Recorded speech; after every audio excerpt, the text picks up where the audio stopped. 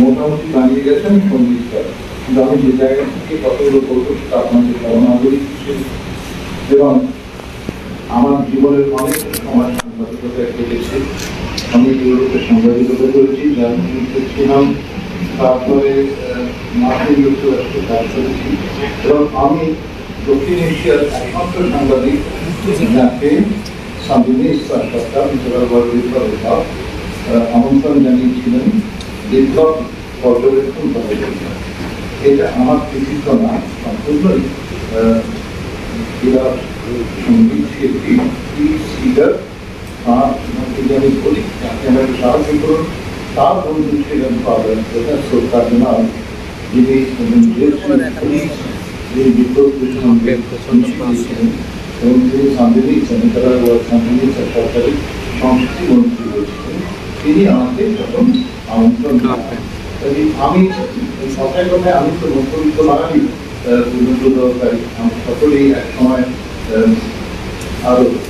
আরো আক্রমণাত্মক পলিটিক্সে গিয়েছিলাম, আমরা কিন্তু তখন তো ছিল এবং বিপ্লব কথাটা খুব আমাদের প্রিয় কথা। বাংলা ভাষায় বিপ্লব হলো প্রায় প্রিয়তম বা প্রিয়তমার চেয়েও বেশি। প্রেম যেমন খুব পপুলার কথা, বিপ্লব খুব পপুলার কথা।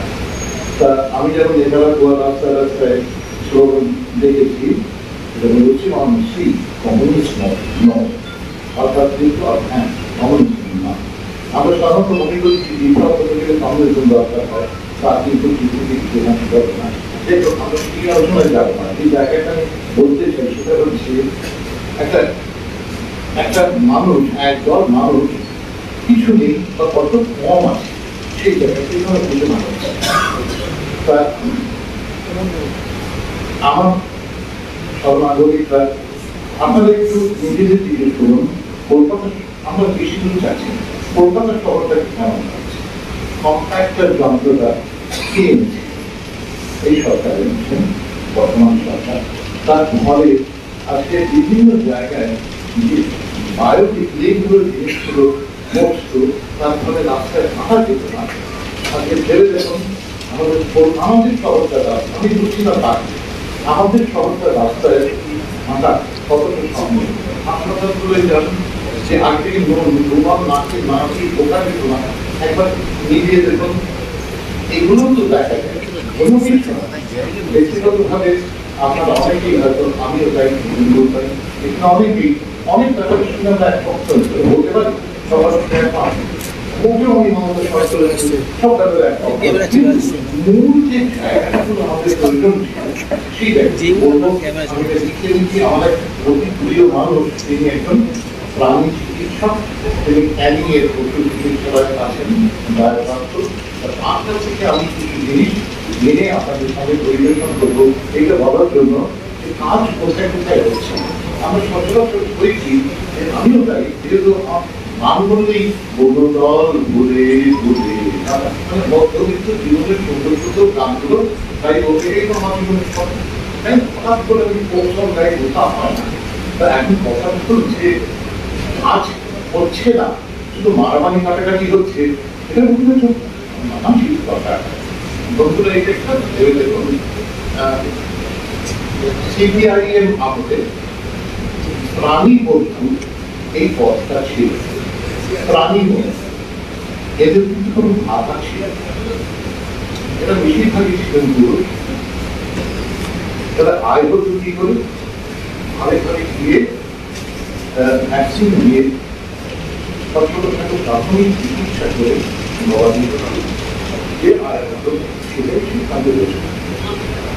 বর্তমান সরকার কি করলেন, তারা আনলেন প্রাণবন্ধুর পাশাপাশি প্রাণী লেখা, প্রাণী প্রেমী, প্রাণী মৈত্রী, প্রাণী বন্ধু সমেত সকল বন্ধু আপাতত মাসে 5,000 টাকা বামফ্রন্ট সরকার একটি পত্র নিয়ে ভালো ভালো কাজ করেছেন।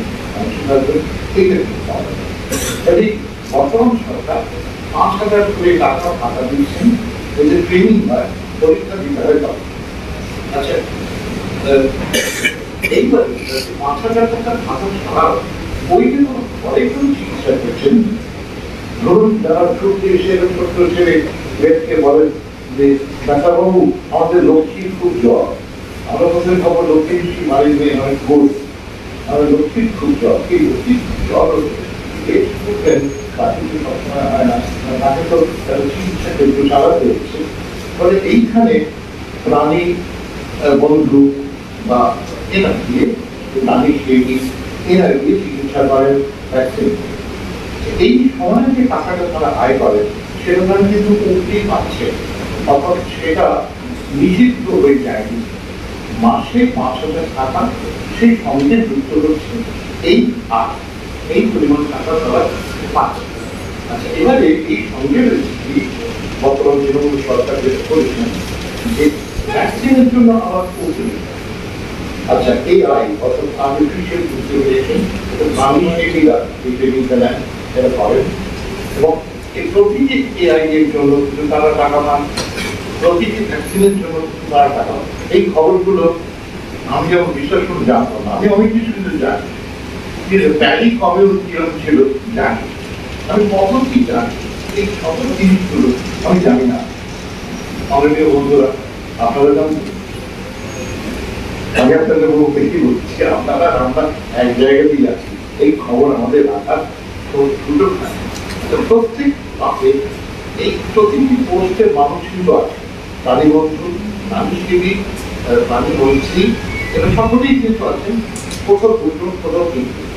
এছাড়াও প্রতি ব্লকে 2টি করে প্রাণী চিকিৎসা, সেই সঙ্গে যেটা বর্তমান সরকার তারা যেটা করেছেন সেটা হচ্ছে মোবাইল ভেটেরিনারি ক্লিনিক। আমি আপনাদের বলছি, আপনারা খোঁজ দিন, আমি পৃথিবীর খোঁজ নিয়ে বলছি, পৃথিবীতে খুব কম দেশে এইটা আছে, আফ্রিকাতে খুব কম, অনেক জায়গায় দরকার কিন্তু নেই, অস্ট্রেলিয়া খুব কম নেই, কিন্তু আছে। এই যে মোবাইল ভেটেরিনারি ক্লিনিক, এগুলো হলো এসি অ্যাম্বুলেন্সের মতো, এখানে সব আছে, যা একটা মানুষের বা প্রাণীর দরকার সব কিন্তু রক্ষা করা হয়েছে, ঠান্ডা হয়েছে। আচ্ছা, এই প্রত্যেকটা ব্লকে 2টি করে পশু চিকিৎসা, তার সঙ্গে এই মোবাইল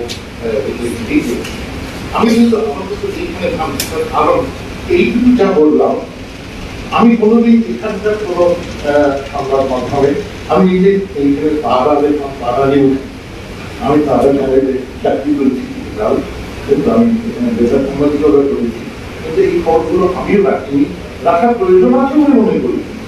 রাখার প্রয়োজন কেন, আমার বাড়ির লক্ষ্মী তো জ্বর হয়নি, আমার বাড়ির লক্ষ্মীর জ্বর হয়নি, লক্ষ্মীর জ্বর হচ্ছে গ্রামে, ওটা কামছে, ছোট্ট বাচ্চা দৌড়ে দৌড়ে এসে বলছে ওরা চলো লক্ষ্মীর জ্বর। এই জায়গাটা একটা ভয়ঙ্কর বাস্তবতা, আমরা কিছু বলেননি, আপনার সকলে আপনাদের মতামত শুনুন।